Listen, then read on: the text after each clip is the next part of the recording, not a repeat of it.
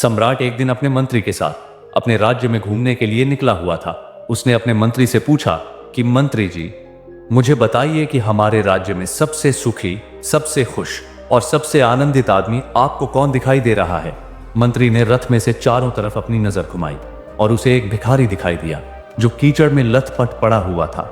लोग उससे बच बच कर निकल रहे थे, लेकिन वो तो कीचड़ में बड़ा आनंद से पड़ा हुआ था। ऐसा लग रहा था जैसे कि कीचड़ में उसे ऐसा आनंद आ रहा हो जैसे वो अमृत से नहा रहा हो। और दूसरी तरफ लोग अपनी नाक दबा दबा कर उसको गालियां देते हुए वहां से निकल रहे थे, लेकिन उस भिखारी पर उनकी प्रतिक्रिया का कोई भी असर दिखाई नहीं दे रहा था। मंत्री ने सम्राट से कहा कि महाराज, जरा उस भिखारी को देखिए, उससे ज्यादा आनंदित आदमी हमारे नगर में दूसरा कौन हो सकता है। सम्राट ने जब भिखारी की तरफ देखा तो कभी वो छपाक से उस कीचड़ में कूद पड़ता, कभी उस कीचड़ को उठाकर अपने मुंह पर लगा लेता। ये सब देखकर सम्राट के मुंह से तुरंत ही निकल गया, छी छी मंत्री जी, आपका तो शायद दिमाग ही खराब हो गया है। आप एक पागल को हमारे नगर का सबसे आनंदित आदमी कह रहे हैं। मंत्री ने कहा कि महाराज, जो अपने आनंद में डूबे हुए होते हैं, दुनिया उन्हें पागल ही तो समझती है, और वास्तविकता में वो लोग पागल ही तो होते हैं जो अपने आनंद में डूबे होते हैं, जिन्हें इस दुनिया की कोई फिक्र नहीं होती। कोई उन्हें क्या कह रहा है, उन्हें इसकी कोई खबर नहीं। कोई उन्हें गाली देता है, कोई उन पर हंसता है, कोई उसे पागल कहता है तो कोई उसे जोगी कहता है, लेकिन कुछ भी उसे बुलाओ, उसे कोई फर्क नहीं पड़ता। रात को अपने राजमहल में सम्राट इधर उधर चक्कर लगा रहा था। उसे बार बार उस भिखारी की याद आ रही थी। सम्राट सोच रहा था कि उस भिखारी में कुछ तो बात थी। मेरे पास सब कुछ है, दुनिया की सारी सुख सुविधाएं हैं, धन दौलत सुख भोगने के लिए हर एक वस्तु मेरे पास है, लेकिन मैं उतना आनंद नहीं ले पाता जितना वो भिखारी ले रहा था। उसमें कुछ तो अलग था। उसमें ऐसा क्या था जो मुझ में नहीं है। इसी सोच विचार में सम्राट डूबा हुआ था। जब उसकी रानी उसके पास पहुंची तो तब सम्राट की पत्नी ने सम्राट से कहा कि महाराज, इतनी रात हो गई है, आज आप सो क्यों नहीं रहे हो। सम्राट मंत्री से तो झूठ बोल सकता था, लेकिन अब अपनी पत्नी से झूठ किस प्रकार बोल पाता। आखिरकार उसने अपनी पत्नी को अपने मन की बात बता ही दी। उसने कहा कि रानी, मैं तुम्हें क्या बताऊं, एक भिखारी के सामने आज मैं खुद भिखारी हो गया हूं। मुझे समझ नहीं आ रहा कि भिखारी मैं हूं या वो भिखारी है। मंत्री के सामने तो अहंकारवश मैं इस बात को स्वीकार नहीं कर सका, लेकिन अब अकेले में सोचता हूं तो लगता है कि सच में भिखारी वो नहीं, बल्कि भिखारी मैं हूं, जो सब कुछ होते हुए भी अकेला महसूस करता हूं, जो किसी भी चीज का भोग पूरे मन से कर ही नहीं पाता हूं। पता नहीं ऐसा क्या उसमें खास था जो अब तक वो मुझे जगाए हुए हैं, और अगर मुझ में कोई कमी है तो वो क्या है, ताकि मैं अपनी कमी को दूर करके उसी की तरह आजाद हो सकूं, उसी की तरह इस जीवन के हर पल का आनंद ले सकूं। आखिर उसमें ऐसा क्या था। और ये सोच सोच कर मेरे दिमाग की नस फटी जा रही है। मुझे तो ये भी समझ नहीं आ रहा कि सच में वो बहुत आनंद में था या फिर वो पागल था। जितना ही मैं उस भिखारी के बारे में सोचता हूं, मेरे मन में एक पीड़ा उठती जा रही है, उसके प्रति एक ईर्ष्या होती जा रही है। रानी ने पूछा, ईर्ष्या? ईर्ष्या किस प्रकार होती है महाराज? सम्राट बोला, मेरी प्यारी रानी, ये एक ईर्ष्या ही तो होगी। एक वो है जिसके पास कुछ नहीं है, फिर भी मजे में है, आनंद में है, और दूसरी तरफ मैं हूं जिसके पास सब कुछ है, लेकिन फिर भी मैं मजे में नहीं हूं, मैं आनंदित नहीं हूं। उसे ईर्ष्या होना तो स्वाभाविक है। मेरा मन तो कर रहा है कि उसे मैं फांसी पर चढ़ा दूं, क्योंकि उसे देखकर मुझे लग रहा है कि मैंने अपने जीवन में कुछ कमाया ही नहीं है। जो कुछ कमाया सब कूड़ा करकट है। एक बार तो मेरा मन भी भिखारी बनने का हो गया था, पर अहंकार बस मैं अपने मंत्री से ये सारी बातें नहीं कर सकता था जो तुम्हारे साथ कर पा रहा हूं। वो सम्राट बड़े सच्चे मन का था, तभी तो अपनी पत्नी के सामने अपने अहंकार को स्वीकार कर पा रहा था, वरना तो लोग कहां अपने अहंकार को स्वीकार कर पाते हैं। अगले दिन सम्राट ने अपने मंत्री को आदेश दिया कि मंत्री जी, उस भिखारी को मेरे दरबार में लेकर आइए। कल तक जो भिखारी कीचड़ में सना हुआ था, आज वो सन्यासियों के कपड़े पहने हुए था। जब वो राज दरबार में पहुंचा तो सम्राट की आंखें उसे देखकर क्रोध से भर गई। सम्राट ने आदेश दिया कि इस सन्यासी को उठाकर कारावास में बंद कर दो। ये इस समाज में रहने योग्य नहीं है। लोगों की शिकायत मेरे पास आई है कि ये उस समाज में ऐसी ऐसी हरकतें करता है जिससे लोगों को लज्जा महसूस होती है। कभी ये नंगा घूमता है, कभी कीचड़ में नहाता है, तो कभी ढोंग से भरे कपड़े पहनता है। इससे हमारे समाज के लोगों पर, खासकर बच्चों पर गलत प्रभाव पड़ता है। इसीलिए इसे उठाकर कारावास में बंद कर दिया जाए।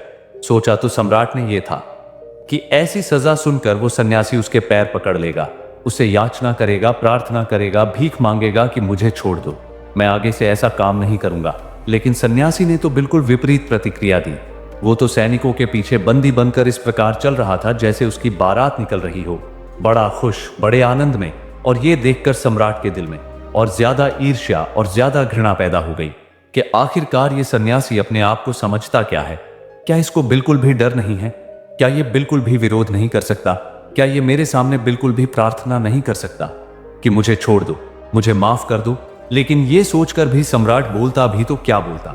आखिरकार उसने अपनी सजा सुना दी थी और सन्यासी ने वो सजा स्वीकार कर ली थी। सन्यासी के हाथ बंधे हुए थे और वो इस प्रकार चल रहा था जैसे उसकी शोभा यात्रा निकाली जा रही हो। आखिरकार उसे कारावास में डाल दिया गया। सजा सन्यासी को मिली थी, लेकिन चिंता उस सम्राट को हो रही थी। चिंता इस बात की थी कि आखिर उस सन्यासी को ऐसा कौन सा धन मिल गया जो उसे कोई फिक्र ही नहीं होती। उसने अपने मंत्री से कहा कि मंत्री जी, आप मुझे बताइए कि ये सन्यासी कितना बड़ा मूर्ख है। लगता है ये बहुत बड़ा पागल है। इसको कारावास की सजा सुनाई गई है और फिर भी ऐसे मजे में जा रहा है। मंत्री वो देख पा रहा था जो वो सम्राट नहीं देख पा रहा था। मंत्री ये बात सुनकर बस मुस्कुरा दिया और मंत्री ने सिर्फ एक बात कही कि महाराज, कुछ लोग पागल ही तो होते हैं। कारावास में डालना तो बहुत छोटी बात है। अगर आप उन्हें फंदे से भी लटका देंगे तो भी उनकी आंखों में वही आनंद, वही शांति और वही उमंग दिखाई देगी। सम्राट ने कहा कि यहां पर तुम गलती कर रहे हो मंत्री जी। देखना 2 दिन बाद ही यही सन्यासी किस प्रकार मेरे पैरों में गिड़गिड़ा कर मुझसे प्रार्थना करेगा, मुझसे माफी मांगेगा, और तब मैं तुम्हें बताऊंगा कि इस दुनिया में हर एक आदमी को फिक्र होती है। 2 दिन के 4 दिन बीते, 4 दिन के 16 दिन हो गए, लेकिन उसकी तरफ से कोई भी याचना सम्राट के पास नहीं पहुंची। दिन पर दिन सम्राट की चिंता बढ़ती जा रही थी कि कहीं मैंने किसी महापुरुष को तो कारावास में नहीं डाल दिया, कहीं वो मुझे कोई शाप तो नहीं दे देगा। अब इस प्रकार सम्राट की चिंता दिनों दिन बढ़ती जा रही थी और आखिरकार इस बात की चर्चा उसने अपनी पत्नी से की और उसकी पत्नी ने उससे कहा कि महाराज, आप बहुत बड़ी गलती कर रहे हैं। आप अपने अहंकार में एक निर्दोष को सजा दे रहे हैं। सम्राट ने अपनी रानी से कहा कि रानी, तुम ही बताओ मैं क्या करूं? तब उसकी रानी उसे कहती है कि महाराज, आप उससे जीवन की सीख लीजिए। आखिर उसने ऐसा कौन सा ज्ञान हासिल किया है जिससे वो इतना खुश रहता है? आपको उससे ये जानना चाहिए, उल्टा आप उसे सजा दे रहे हैं। ये सुनकर राजा ने कहा कि लगता है रानी, तुम्हारा भी दिमाग खराब हो गया है। मैं उस पागल से जीवन की सीख लूं जो नग्न घूमता है, कीचड़ में नहाता है, वो मुझे जीवन की सीख देगा। तब रानी कहती है कि महाराज, ठंडे दिमाग से सोचिए, आपको उससे ईर्ष्या क्यों हो रही है? क्योंकि आप उसके जैसा जीवन नहीं जी पा रहे हैं। सब कुछ होते हुए भी आप अपने आप को भिखारी समझते हैं। इसीलिए तो आपके अंदर ईर्ष्या का भाव फूटा है और इसीलिए आपने उसे कारावास में डाल दिया है। तो आप एक बार उसकी बात तो सुनिए। क्या पता वो कोई बहुत बड़ा ज्ञानी पुरुष हो जिसे आप पागल समझ रहे हो। अगले दिन ही उस सन्यासी को राज दरबार में पेश किया गया। सम्राट ने उस सन्यासी से पहला प्रश्न किया कि तुम मुझे ये बताओ कि क्या तुम्हें बिल्कुल भी चिंता नहीं है? कल को तुम्हें फांसी पर भी लटकाया जा सकता है। क्या वहां पर भी तुम मुस्कुराते हुए ही जाओगे? इस प्रश्न पर भी वो सन्यासी बस मुस्कुरा रहा था।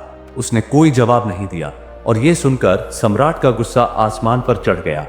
उसने खड़े होकर राज दरबार में दहाड़ते हुए कहा कि तुम अपने आप को समझते क्या हो? क्या तुम्हें लगता है कि तुम इस दुनिया के सबसे खुश, सबसे आनंदित आदमी हो? तुम्हें लगता है कि हम पागल हैं जो दुनिया में कमाते हैं, दुनिया में जीते हैं, दुनिया को भोगते हैं? सम्राट की सांस फूल गई थी। ऐसा लग रहा था जैसे उसके दिमाग की नसें फट जाएंगी। यह देखकर सन्यासी अचानक बोल उठा कि महाराज, मैंने तो कुछ बोला भी नहीं, मैंने तो आपसे कुछ कहा भी नहीं। बिना कहे आप इतने गुस्से में भर गए। आखिर मेरी गलती बताइए कि मैंने क्या गुनाह किया है जिसकी सजा मुझे मिल रही है। हालांकि मैं तो किसी भी सजा को बड़े ही आनंद से भोगता हूं। मेरे लिए तो सजा पाना भी वैसा ही है जैसे वरदान पाना है। मेरे लिए तो दोनों में कोई फर्क नहीं है। पता नहीं आप इतना गुस्से से क्यों भर गए हैं। शायद ये मैं बता सकता हूं कि आपको इतना गुस्सा क्यों आ रहा है, लेकिन सबके सामने मैं बताना नहीं चाहता क्योंकि इससे आपको ठेस पहुंच सकती है। आप अकेले में मुझे बुलाना, तब मैं बताऊंगा आपको कि आपके साथ समस्या क्या है।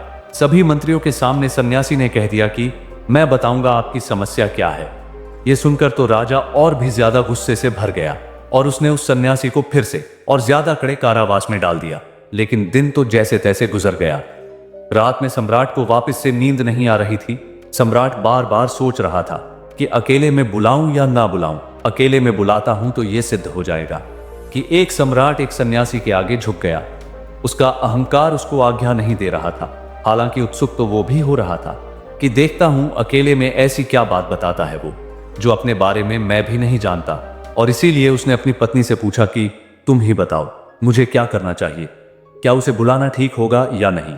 यह सुनकर रानी कहती है कि महाराज, ये प्रश्न मैं आप पर ही छोड़ती हूं। अगर आपको लगता है कि वो आपके बारे में कुछ बता सकता है जो आप नहीं जानते हैं, तो आपको उसे अवश्य बुलाना चाहिए। और अगर आपको लगता है कि वो कोई पागल है, तो उसे बुलाने की कोई आवश्यकता नहीं है। रानी भी चाह रही थी कि सम्राट अपने अहंकार को गिरा दे, अपने अहंकार को मिटाकर उसे बुलाए, ताकि वो उससे उस असीम ज्ञान की प्राप्ति कर सके जिसके लिए सम्राट की आत्मा तड़प रही है। सम्राट ने कहा कि ठीक है, अगर तुम ऐसा कहती हो तो एक बार उसे बुलाने में क्या हर्ज है। एक बार बुलाकर सुन लेते हैं कि आखिर वो क्या कहना चाहता है। इससे पता तो चल जाएगा कि वो सच में पागल है। और ये कहकर सम्राट खुद कारावास में पहुंच गया, जहां पर सन्यासी बड़े आनंद के साथ सो रहा था। उसने कारावास को खटखटाते हुए सन्यासी को जगाया, और जब सन्यासी की आंख खुली तो उसने देखा कि सम्राट उसके कारावास की जालियों के बाहर खड़ा हुआ है। दोनों उस सम्राट के राजमहल की छत पर पहुंच गए। आसमान में तारे झिलमिला रहे थे, पूरा चांद दिखाई दे रहा था। चांदनी से पूरा राजमहल इस प्रकार नहा रहा था जैसे कोई नवजात बच्चा दूध से नहा रहा हो। और आखिरकार अब अकेले में सम्राट अपने मन की बात उस सन्यासी से पूछ सकता था। सम्राट ने सन्यासी से कहा कि महाराज, पहले तो मेरी गलती के लिए मुझे क्षमा कर दीजिए। मुझे आपको कारावास में डालना नहीं चाहिए था, लेकिन अहंकारवश मैं खुद पर काबू नहीं पा सका। मुझे लगा कि मैंने जीवन में सब कुछ हासिल कर लिया है, लेकिन मैं उतना आनंद में नहीं हूं जितना कि आप हो, और इससे मेरे मन में एक ईर्ष्या का भाव पैदा हो गया है। मैं जानना चाहता था कि आप किस हद तक उस आनंद में रह पाते हो, लेकिन आखिरकार मैंने जान लिया कि आपके साथ चाहे जो भी परिस्थिति आ जाए, आप हमेशा यूं ही आनंद में रहोगे। मैं आपसे जानना चाहता हूं कि इस आनंद के पीछे का रहस्य क्या है। इस नादान को, इस अबोध को जीवन की वो सीख दीजिए जिससे कि मैं एक सम्राट बन जाऊं। यह सुनकर सन्यासी ने मुस्कुराते हुए सम्राट से एक प्रश्न किया। उसने सम्राट से कहा कि सम्राट, मुझे एक बात बताओ, क्या तुम भिखारी बन सकते हो? यह सुनकर सम्राट बड़े ही दो दुविधा में पड़ गया। वो सोच में पड़ गया, भला मैं इसका क्या जवाब दूं? वो सम्राट का पद किस प्रकार छोड़ सकता था जो उसने जीवन में हजारों युद्ध लड़कर पाया था। उसने सन्यासी से कहा कि महाराज, सम्राट बनना कोई आसान काम नहीं था। इतने युद्ध जीते, इतनी राजनीति की, उसके बाद मैं इस गद्दी तक पहुंचा हूं। अब यहां से दोबारा भिखारी बनना तो मेरे बस की बात नहीं है। यह सुनकर उस सन्यासी ने कहा कि यही फर्क है तुझ में और मुझ में। मैं सम्राट भी बन सकता हूं, और सम्राट बनने के बाद फिर से भिखारी भी बन सकता हूं, और दोनों परिस्थितियों में उसी प्रकार खुश रह सकता हूं, उसी प्रकार आनंद से रह सकता हूं। लेकिन तुम एक भिखारी नहीं बन सकते, क्योंकि तुम्हें लगता है कि भिखारी और सन्यासी होना दोनों अलग अलग है। लेकिन जिस दिन तुम्हारी आंखों से माया का अंधकार हटेगा, उस दिन तुम्हें पता चलेगा कि भिखारी और सम्राट होना दोनों एक ही बात है। यही तो माया का चक्र है, जिसमें हमारा मन किसी एक वस्तु के पीछे बांध जाता है, और इसीलिए हमारा मन हमारी इंद्रियों का गुलाम हो जाता है। हमारा मन आजाद नहीं हो पाता, और मन से जो भी स्थिति जो प्राप्त कर लेता है, वही हर परिस्थिति में बड़े आनंद को हासिल कर पाता है। जिसके लिए लोग लज्जा, सम्मान, घृणा या फिर गुस्सा, इन लोगों की प्रतिक्रिया कोई मायने नहीं रह जाती। लोग लज्जा की चिंता तभी तक करते हैं जब तुम अपने सम्मान का बोझ अपने सर पर लिए फिरते हो। वही सम्मान जो इस सम्राट का है, और सम्राट आज नहीं तो कल इस धूल में बदल जाएगा। तब उसका सम्मान कहां रहेगा? तो जिंदगी भर उस सम्मान को, उस अहंकार को अपने सर पर लिए क्यों फिरते रहते हो? उसे अपने सर से उतार दो और देखो कि फिर तुम्हें कैसे आनंद की प्राप्ति होती है।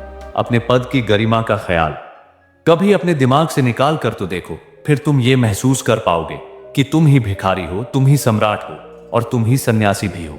हम ही ब्रह्मास्मि, यानी कि मैं ही ब्रह्मांड हूं, यानी कि ब्रह्मांड की हर वस्तु तुम ही में समाती है। लेकिन इसका एहसास तब तक तुम्हें नहीं होगा जब तक तुम खुद को पहचान ना लो। खुद को पहचानना यानी खुद के अहंकार को गिरा देना। तुम कौन हो? अगर तुम अपने नाम को भूल जाओ, अपने धर्म को, अपनी जाति को, अपने सारे संबंधों को भूल जाओ, तो पीछे क्या बचेगा?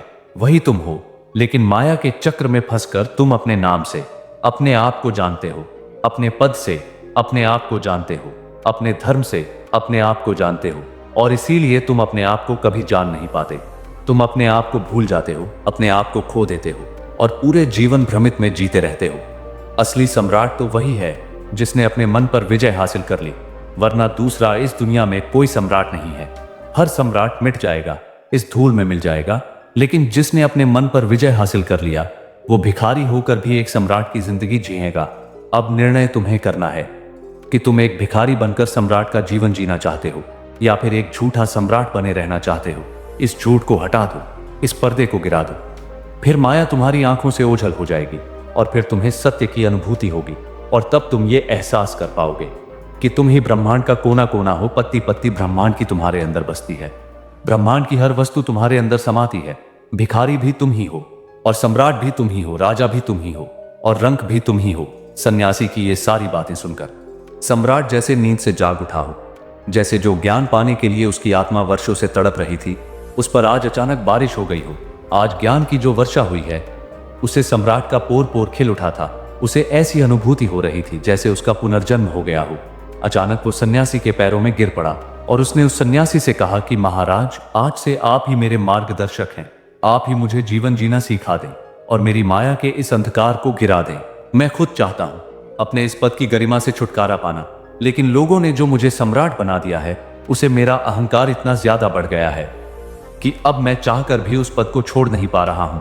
लेकिन मुझे पता है कि आपके चरणों में रहकर मैं सत्य की अनुभूति कर सकता हूं। मैं इस अहंकार को गिरा सकता हूं। मैं भिखारी होकर भी सम्राट का जीवन जी सकता हूं। कृपया करके मुझे माफ कर दीजिए और मेरे साथ हमेशा रहिए। यहां पर सन्यासी उससे फिर कहता है कि तुम अब भी अपने मन को बांधने की कोशिश कर रहे हो। अपने मन को हर वस्तु से आजाद कर दो। मैं कोई जादूगर नहीं हूं। तुम्हें खुद अपने जीवन को बदलना पड़ेगा, खुद अपने आप को जानना पड़ेगा। कोई कहीं से प्रकट नहीं होगा तुम्हारे जीवन को बदलने के लिए। तुम्हें अपनी आंखें खोलकर खुद को देखना होगा, तभी तुम्हें ज्ञान की अनुभूति होगी और तभी तुम्हारा जीवन बदल पाएगा। अब अगर तुम मुझे आज्ञा देते हो तो मैं कारावास में वापस जा सकता हूं। यह सुनकर सम्राट की आंखों से आंसू झरने लगे, जिससे सन्यासी के चरण भीग गए। यह देखकर सन्यासी का दिल पिघल गया। उसने सम्राट से कहा कि सम्राट, चिंता मत करो, तुम सच्चे आदमी हो, तुम्हारा मन सच्चा है। तुम जल्दी ही इस माया के अंधकार को छोड़ सकते हो और इसमें मैं तुम्हारी मदद करूंगा। इसके बाद सम्राट और सन्यासी दोनों उस रात्रि के आनंद को भोगते रहे और इस प्रकार कुछ दिनों तक उस सन्यासी का ज्ञान ग्रहण करने के बाद सम्राट भी असली सम्राट बन पाया। तो दोस्तों, कैसी लगी ये कहानी आप लोगों को कमेंट करके जरूर बताना। वीडियो अच्छी लगी हो तो वीडियो को लाइक और चैनल को सब्सक्राइब करके बेल आइकन की घंटी दबाकर ऑल को जरूर सेलेक्ट कर लेना। फिर मिलेंगे किसी और वीडियो में, तब तक के लिए आप अपना रखिए ख्याल और हमें दीजिए इजाजत। जय हिंद, जय भारत।